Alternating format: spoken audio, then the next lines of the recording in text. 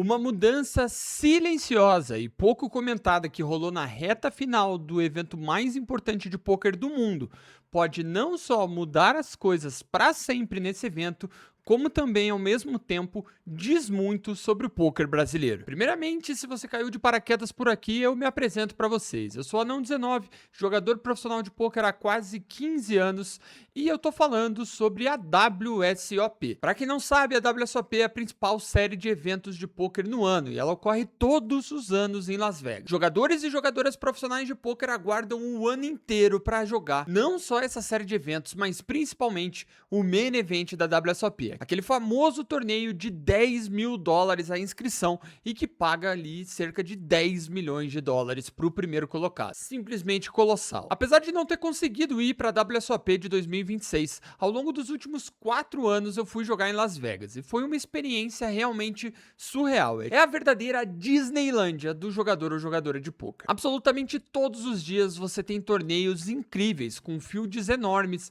vários jogadores profissionais do mais alto nível, ao mesmo tempo que você encontra vários recreativos, gente do mundo inteiro, uma troca de cultura absurda. É muito divertido jogar nessa época do ano em Las Vegas. Esse ano eu não consegui ir e eu fiquei morrendo de vontade. Espero que ano que vem eu consiga ir. Vamos trabalhar para isso. Entretanto, tem uma questão interessante. A WSOP ocorre especificamente no Paris ou no Horseshoes, mas em outros locais de Las Vegas existem outras séries e outros eventos acontecendo. Embora esses eventos muitas vezes sejam muito bons, eles não são tão massivamente grandes quanto os eventos da WSOP. Isso permite para que esses outros torneios acabem recebendo uma estrutura um pouco mais preparada. E é sobre isso que eu quero falar com relação à WSOP. Ao longo dos últimos anos, houveram sim vários avanços com relação aos torneios da WSOP, principalmente o aplicativo, facilitando muito o processo de se inscrever, se informar de qual sua mesa, acompanhar a estrutura, quantos left, pagamento, tudo.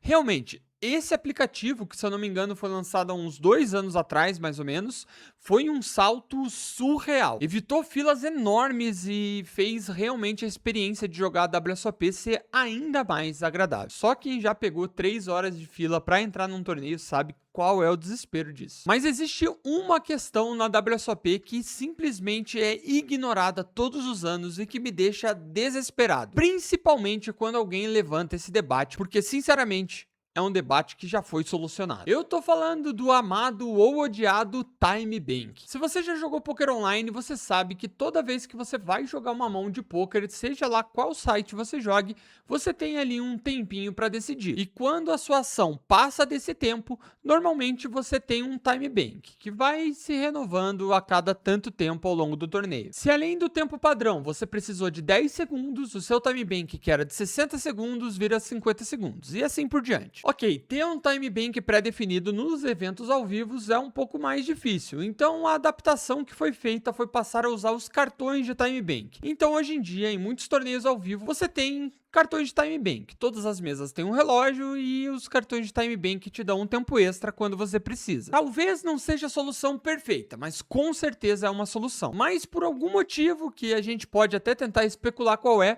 a WSOP simplesmente escolhe ignorar essa solução. E mesmo no main event, o principal torneio do mundo não tem time bank. Ou pelo menos não tinha. E é aí que entra a WSOP de 2026, mais especificamente o main event de 2026. A partir do dia 7 do main event da WSOP desse ano, a gente passou a ter os time banks. E o mais engraçado dessa história é que essa decisão passa por um herói inesperado, um herói que nem queria ajudar, um herói que provavelmente queria atrapalhar, um herói que na verdade era pra ser vilão, mas foi o nosso herói. Não era o herói que a gente queria, mas era o herói que a gente precisava. Eu tô falando do jogador estadunidense Lauren Clan. Ele simplesmente, ao longo do dia 6, levou mais de 15 minutos para jogar uma mão. Isso além de todo o stall que estava acontecendo. Aproveita essa oportunidade para te ensinar o que é stall e por que Lauren Clan levou tanto tempo para jogar. 15 minutos para tomar uma decisão simples. E quando eu falo simples, é simples mesmo. Ele fez uma aposta da stack inteira dele e deixou só uma ficha para trás. E quando o outro adversário foi all-in, ele tem uma decisão obrigatória, que é pagar. Entretanto, ele precisou de 15 minutos para tomar essa decisão. Ou seja, Stall. Mas o que é stall? Dentro de um torneio de pôquer, a gente tem saltos de premiação. Então, por exemplo, é um torneio de 100 pessoas. 15 pessoas são pagas, normalmente com alguma coisa entre 1 a 1,5 da inscrição. Então, se é um torneio de 50, o 15º a 13º vai ganhar lá, sei lá, 60. E aí a gente tem o primeiro salto de premiação. O 12º lugar vai ganhar, sei lá, 80. E esses saltos de premiação que vão rolando ao longo de um torneio é o que a gente chama de pay jump. Todo torneio tem pay jump e é sempre importante você ficar de olho se está perto ou não de um pay jump, porque isso interfere de fato na sua estratégia. Só que acontece que quando a gente está falando de pôquer ao vivo, estando próximo de um salto de premiação, todos os jogadores querem esse salto de premiação. Então todos os jogadores e jogadoras passam a enrolar para jogar. E é enrolar mesmo, catimba que deixaria o jogador mais catimbento do Boca Juniors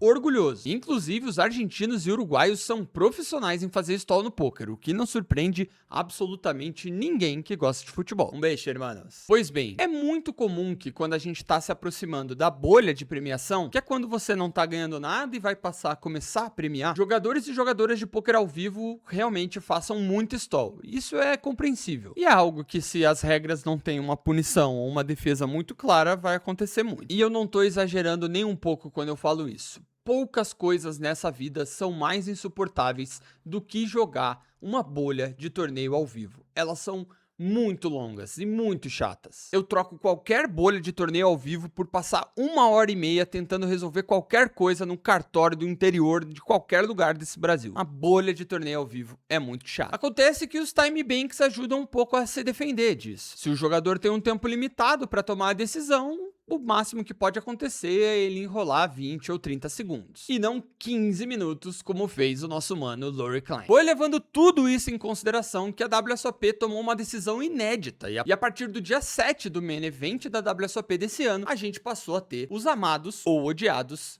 time banks. E isso gera certo debate, tem gente que acha que isso é desfavorável para os recreativos, tem gente que entende, assim como eu, que isso torna a experiência muito melhor e isso é bom, seja para recreativo ou seja para profissional, e o debate ficou aceso. Acontece que quem joga os principais eventos no Brasil há algum tempo sabe que a gente tem torneios enormes, óbvio, nada do tamanho do main event da WSOP, esse é o maior torneio do mundo, mas a gente tem sim torneios como o BSOP Millions ou até o Winter Millions que está rolando agora, que são eventos muito grandes. E na maioria dos eventos da BSOP ou de qualquer outro lugar do Brasil, a gente tem os time banks. E isso já fazem alguns anos. Mas particularmente isso não me surpreende. O pôquer brasileiro é realmente muito avançado em comparação aos outros lugares. Se você viajar o mundo jogando pôquer, não vai demorar muito para você perceber que os dealers do pôquer brasileiro são disparados os melhores do mundo. E isso é motivo de muito orgulho. Entretanto, ao longo dessas últimas semanas, surgiu uma discussão muito interessante sobre algumas questões do pôquer ao vivo brasileiro. Se por um lado você tem um pouco de resistência no desenvolvimento da estrutura no pôquer fora do Brasil, existe um aspecto que é muito comum no resto do mundo que não acontece tanto no Brasil, que é o horário que os torneios começam e terminam. E essa é uma reflexão importante que a gente deveria ter. Inclusive, o meu amigo Raiz falou sobre isso no Instagram dele um tempo atrás e foi muito legal. Uma reflexão legal que ele trouxe. O pôquer, de forma geral, é uma competição muito única, onde profissionais e recreativos competem no mesmo espaço. Obviamente, eu adoro muito ver os melhores jogadores de pôquer do mundo se enfrentarem. Agora mesmo aqui na minha tela tá aberto o 250k da WSOP, que inclusive foi revisado por um dos melhores jogadores do mundo. O Lip Pive revisou ele lá no CTB, a nossa escola. Mas eu não tô aqui para fazer propaganda para você. Mas por mais que eu goste de assistir esses grandes jogadores e jogadoras se enfrentando, esse combate entre recreativo e profissional é uma coisa que movimenta o pôquer. Inclusive, eu sei que muitos de vocês que me escutam são recreativos. E eu quero saber de vocês. O que vocês acham? Vocês preferiam jogar só com recreativos ou essa questão de conseguir jogar também com profissionais é algo que empolga vocês? Essa é uma pergunta interessante, eu nunca pensei nessa perspectiva. A principal consequência disso é que toda decisão que você toma na hora de construir uma estrutura de pôquer ou um evento de pôquer tem que ser pensado tanto nos profissionais quanto nos recreativos. E aí a gente entra na questão dos horários. É muito comum os torneios de pôquer no Brasil começarem ali no mínimo entre 2 da tarde, às vezes 4 da tarde, e ter as suas inscrições abertas até coisa de tipo 9, 10, 11 horas da noite. Eu não tenho certeza, embora eu tenha feito quase de tudo já no meio do pôquer, trabalhar com produção de eventos ao vivo foi algo que eu nunca fiz. Inclusive, se você tem experiência com isso, deixa aí o seu relato nos comentários, que eu quero saber também. Mas eu imagino que isso seja feito para tentar realmente conseguir receber jogadores que vão jogar esse evento depois do trabalho. Acontece que a principal consequência disso são os torneios irem até 6, 7, 8, 10 horas da manhã. E é sério, não tô exagerando. Eu já joguei mesas finais que começaram às 6 horas da manhã. Inclusive, uma delícia. Caí em sexto nas duas e saí com 2 bain. Foi a vida que eu escolhi. Então eu acho que ao mesmo tempo que o poker brasileiro tem muito a ensinar pro resto do mundo inteiro, essa reflexão sobre os horários é uma reflexão importante. A gente tem para ensinar, mas talvez a gente também tenha para aprender. Mas e você? Existe alguma mudança específica que você gostaria de ver nos torneios de poker ao vivo? Deixa aí nos comentários que, como sempre, eu leio e respondo todos. Eu sou o Anão19, se você chegou até aqui, por favor, não esquece de deixar o like e a gente se vê no próximo vídeo.